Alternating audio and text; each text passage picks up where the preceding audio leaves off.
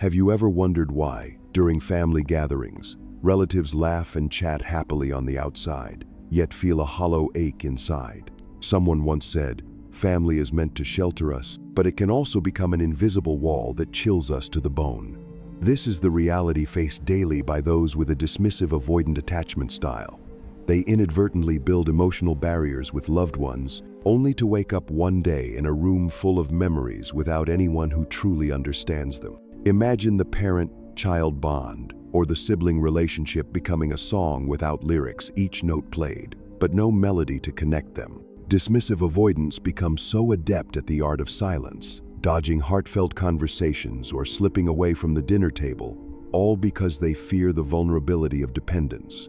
They master the language of retreat to protect themselves, yet unwittingly slam the door on genuine intimacy that can never be replicated.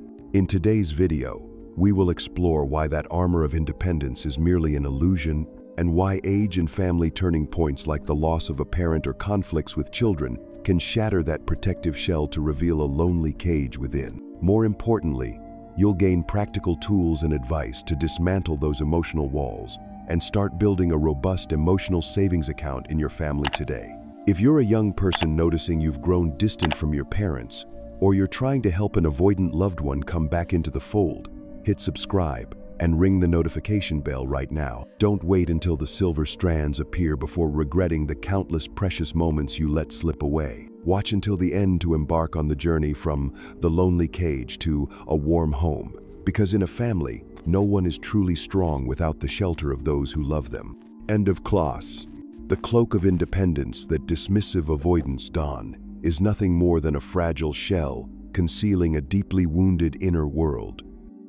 Throughout their youth and into adulthood, they painstakingly erect an emotional fortress by asserting that they need no one, whether by sidestepping heartfelt conversations with friends or deftly slipping away whenever family members attempt to share their feeling. To society, they become emblematic of self-reliance, calm, and emotional steadiness. A friend who never succumbs to drama, a colleague who never complains about stress, a family member who never grieves over conflict. This facade attracts admiration. Everyone covets the ability to care for themselves without depending on others or risking disappointment. Early in life, they receive compliments like, "You're so strong," or "She never leans on anyone," and gradually, those external accolades become their inner creed. "I need no one." Yet this conviction of absolute independence is an insidious trap. It feels safe to the outside world, but it simultaneously distances them from anyone who tries to get close. The moment someone attempts to breach their emotional walls, the fortress slams shut. A furrowed brow, a curt text message response, a polite smile just sufficient to keep things civil but never allowing a crack. This mechanism grants them total control over intimacy levels in any relationship, from best friends to romantic partners. They become masters of the one-step-back retreat strategy, proudly reaffirming their self-image as emotional managers. At first, this strategy works brilliantly. Others respect the invisible boundaries they set, reluctant to breach them, in order to maintain the image of strength. By avoiding heated arguments, moments of vulnerability, or asking for help, and especially by sidestepping the disappointment of unmet expectations, they seem to thrive. From classmates to colleagues to lovers, everyone finds themselves enchanted by the avoidants' composed confidence. They become an emotional island, providing safety and enough distance to ensure no one can harm them. However, that shell of independence only holds as long as there's enough material to reinforce it. Busy work schedules packed with deadlines, personal hobbies filling the silence, friend groups with endless social gatherings, and family rituals that demand their presence despite their emotional reticence. Above all, youth and abundant energy keep them convinced they can evade emotional intimacy forever. In this phase, maintaining the supreme self-reliance mechanism grants them power and keeps them in a comfort zone. They believe that as long as they never let anyone pass that protective barrier, they remain invulnerable. What they fail to realize is that this shell constructed from their own fear of emotional pain is precisely what imprisons them in an ever-shrinking cage of loneliness. Each brick in the fortress represents a shard of potential closeness shattered. As their most intimate relationships gradually fade, they remain oblivious to the impending danger, too preoccupied with safeguarding their right to solitude. Yet, paradoxically, that very right is a form of covert bondage. Only in retrospect do they recognize that the calm, self-sufficient figure others admired was actually trembling inside, yearning for a look of understanding, for a heartfelt inquiry. It is often only when life's upheavals strike an explosive argument, tragic family news, or simply a moment alone in a dark room with streetlights casting shadows through the blinds that they sense a fault line in their fortress. A minute crack, initially as delicate as a spider's thread, can widen until the entire emotional structure quivers. Suddenly, they realize they have been placing their faith in an image of strength built on fear, illusion, and isolation. That cloak of independence turned out to be a mask, hiding scars that will never heal without a tether to others. Clearly, the shell of independence is not a precious gift they've given themselves, but rather a barrier blocking them from the familial bonds that are both the source of love and the potential for pain. Only by understanding that this cloak doesn't shield them but rather freezes their soul, can they embark on the journey of dismantling each brick, gradually opening space for affection, sharing, and real connection. This journey not only liberates them, but also repairs the most sacred relationships, parents, children, siblings who have been waiting with open arms for just one admission. I need you. Once they push past the initial threshold, when the first bricks of their independence fortress begin to loosen, they slowly realize that something is amiss with that seemingly solid emotional exterior. Work, which once served as the perfect distraction from inner emptiness, suddenly loses its luster. Crushing deadlines that once demanded their full focus now echo with hollow indifference once completed. Challenging projects that once ignited their passion now feel monotonous and uninspiring. Friendships, too, begin to dwindle. Casual social gatherings that once provided just enough company to stave off loneliness become fewer and further between, leaving them with only superficial connections. Even their health starts to betray them. Restless nights of sleep, unexplained fatigue, fleeting anxieties that appear without warning. All the diversions they had relied on to avoid their feelings quietly recede, revealing a vast emotional void within. The morning sunlight streaming through an empty room suddenly feels blinding. The relentless ticking of the clock becomes a reminder that they must face a stark reality. No one waits for them when they return home. No one checks in after prolonged silence. No one is ready to share the deep-seated loneliness they carry. Memories of laughter-filled family dinners and late-night heart-to-heart talks now feel like distant mirages, forever out of reach. In that moment, they understand that the mask of independence they had crafted to feel empowered was, in fact, a facade concealing a fear of appearing helpless if ever they had to rely on another. A profound sense of loss wells up. The price of needing no one is not only a false sense of freedom, but also an inescapable, gnawing solitude and a perpetual distance from anyone who might try to cross their protective barrier. As age adds another year to their life, the body weakens, and they realize they're not invincible after all. A persistent cough, a routine health check revealing elevated cholesterol, a fainting spell from exhaustion all serve as wake-up calls. They cannot hide in their shell forever.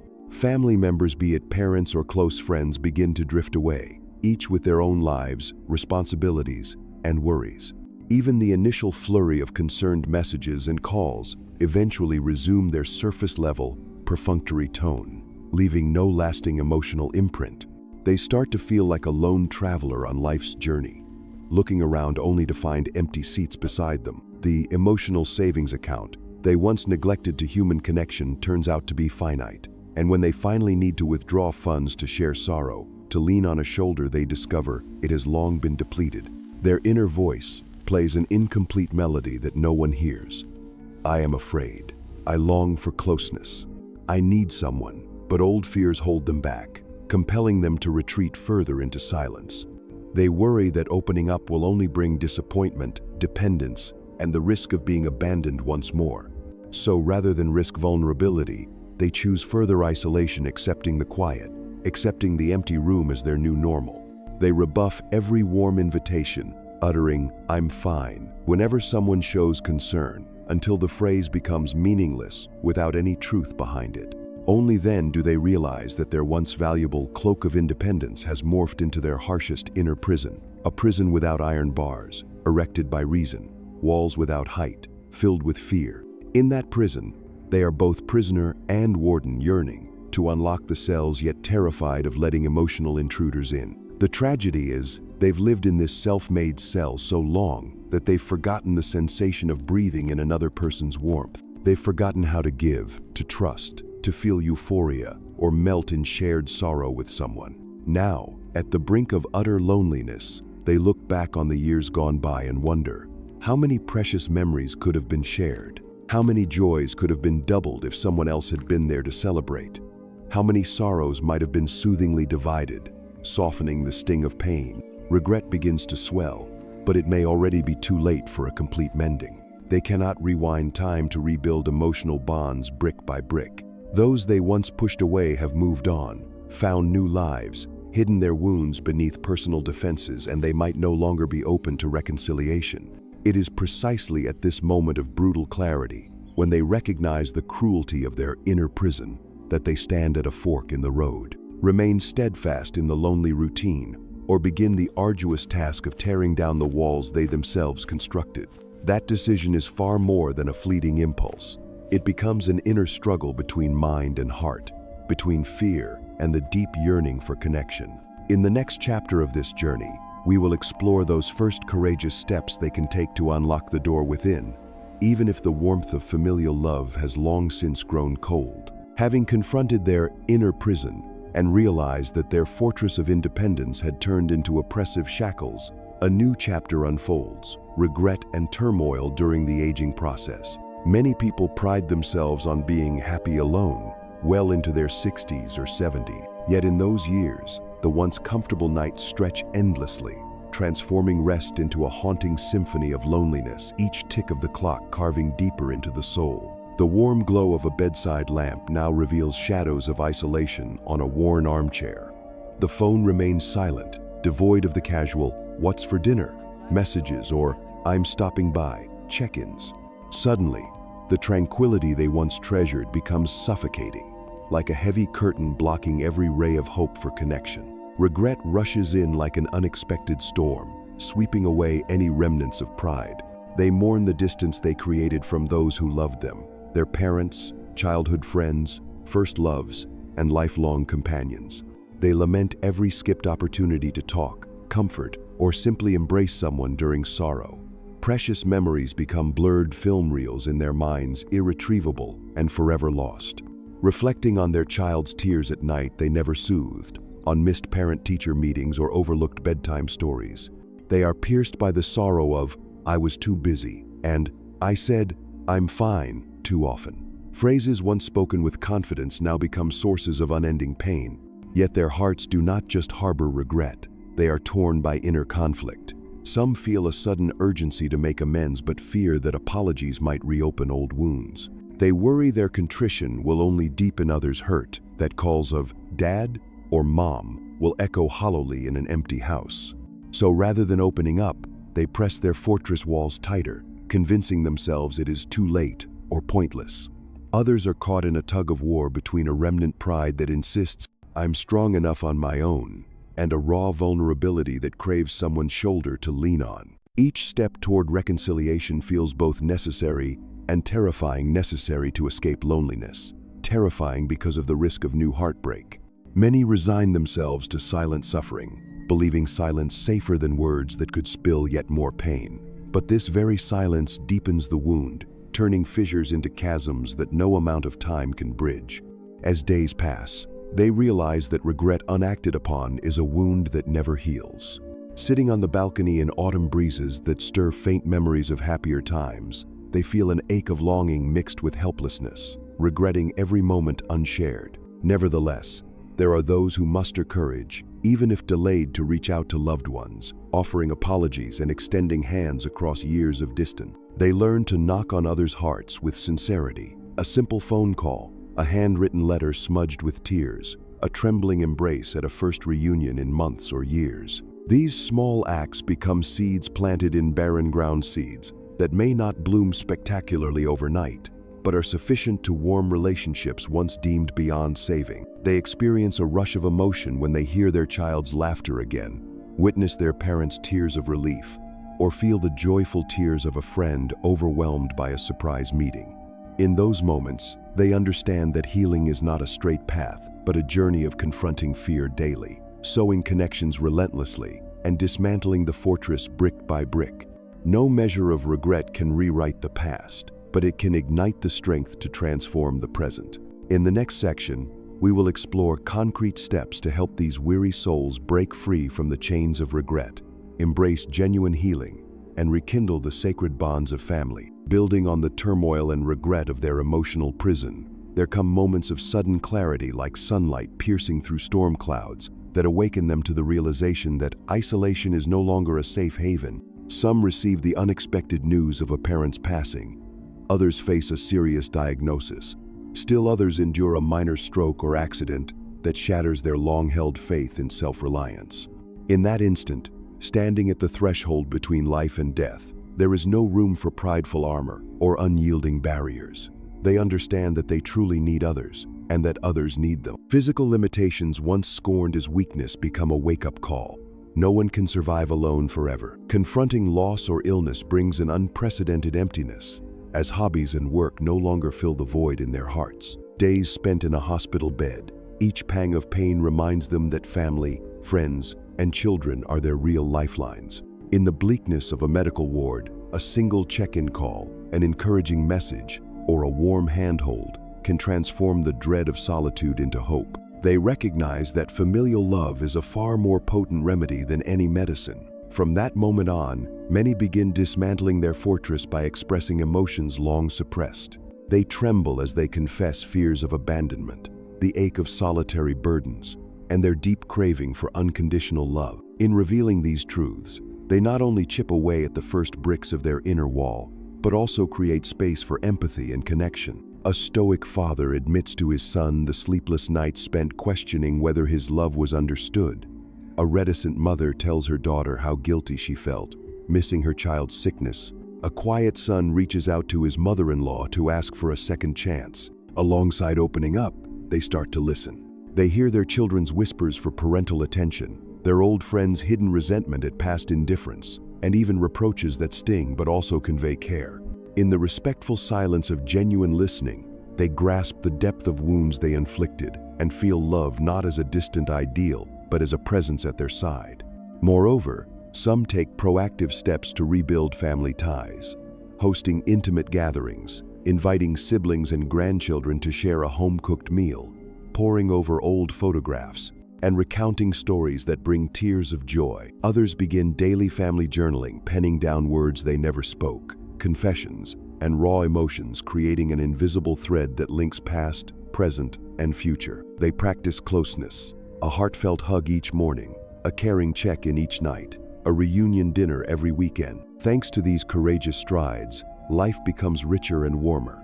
Family becomes more than a blood obligation. It transforms into a sanctuary of understanding and shared affection. This transformation isn't instantaneous, but results from day-to-day perseverance in cracking each brick of their emotional wall and rebuilding with trust and love. In retrospect, that awakening moment and opportunity for change represent the pivotal turning point that allows them to forsake isolation, take their loved ones' hands, and continue the journey of familial bond. From here on, they are no longer solitary islands, but indispensable pieces in the vibrant mosaic of family life.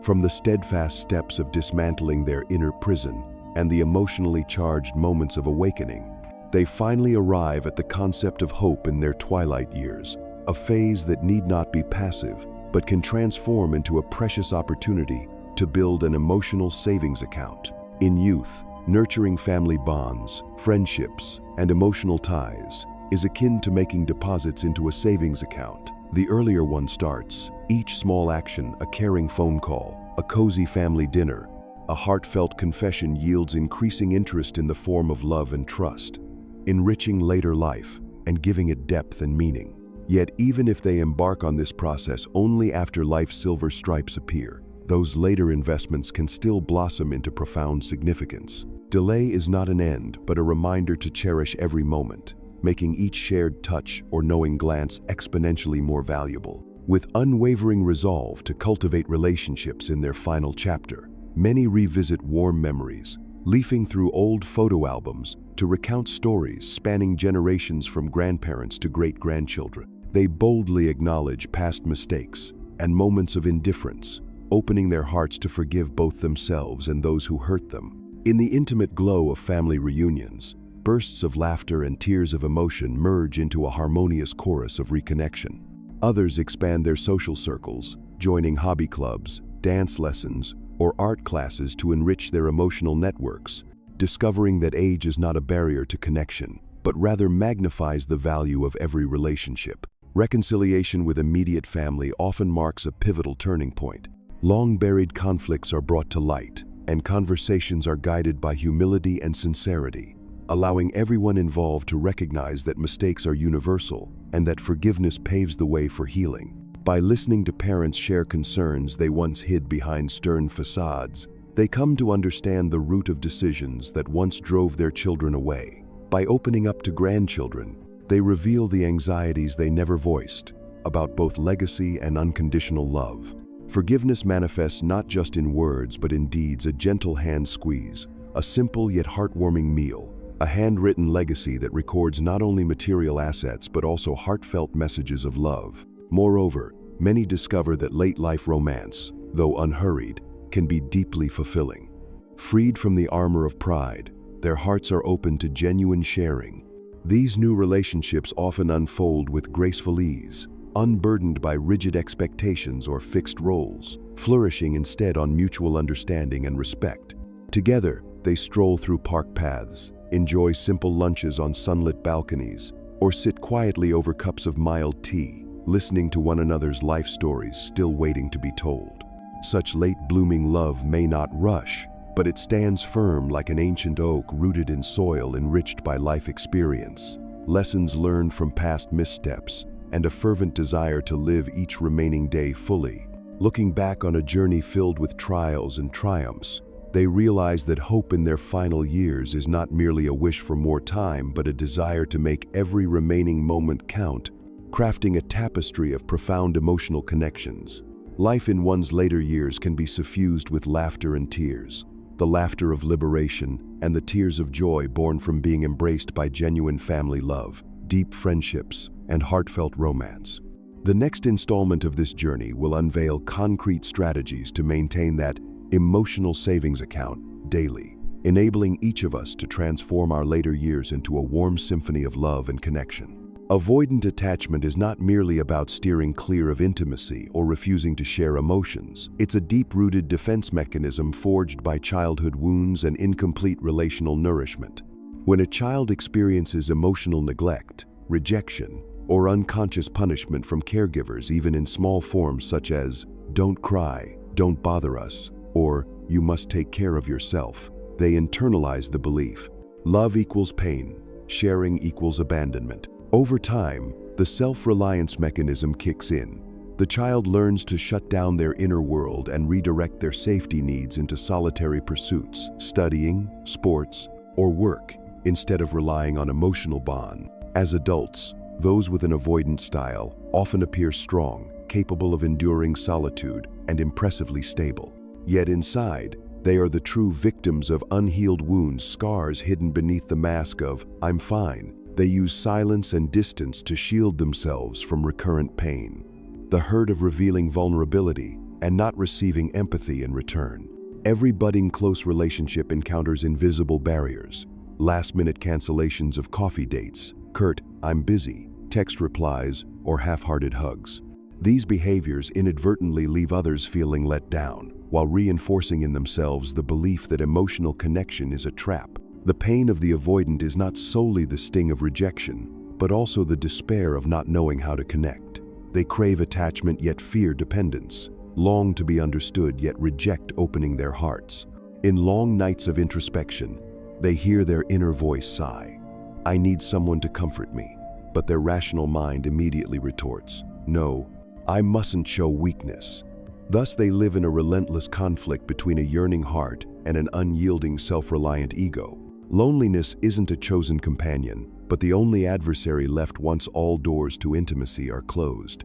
Healing this pain begins with acknowledging one's own vulnerability. It's not by sustaining a facade of strength that one avoids hurt true. Healing starts when you admit your fragility. This demands courage. Naming the emotion, "I feel afraid to depend on others," and sharing it with a trusted friend or mental health professional. Once the emotion is recognized and appropriately placed, it no longer wastes energy through avoidance, but becomes the springboard for recovery. Next, practice small steps to open up. Spend 5 minutes a day tuning into your feelings. Initiate a personal conversation with a friend, then gradually share a painful memory or deeply held fear. What matters is not length or perfection, but consistency and sincerity. Each disclosure is a small brick removed from the inner wall, creating space to feel safe with your own emotions and to receive positive feedback from others. Finally, build an emotional savings account by nurturing trustworthy relationships. A non-judgmental friend, a supportive family member, or a professional therapist. Learn to trust incrementally, not through grand promises of forever, but through small, sustained gestures, shared meals, regular check-in messages, caring acts. Over time, these positive experiences accrue interest in the form of increased security, deeper, more restorative sleep, greater emotional stability, and growing faith in relationships. From there, true peace is no longer a distant dream but a lived reality. You cease being a victim, hiding in the shadows of old wounds, and become a warrior of self-healing, one who welcomes love and knows how to extend trust. The sooner you shed your defensive armor, the sooner you encounter inner serenity, because genuine happiness resides not in isolation, but in authentic connection with people willing to enter your inner world. The journey of someone with a dismissive avoidant style is far from linear. It weaves through surprising turns, from the invincible independence they once donned as armor to the realization that it was merely a mask, locking them into solitude. From long nights of regret and inner turmoil to the awakening at life's fragile threshold, and finally, to the opportunity to invest in an emotional savings account for their later years. Every step, whether a trembling confession, a heartfelt reunion, or late-blooming friendships and love, works to dismantle the cold walls and replace them with bricks of trust, understanding, and genuine care. If you recognize avoidant patterns in yourself or a loved one, view this not as a limitation but as the starting point for healing.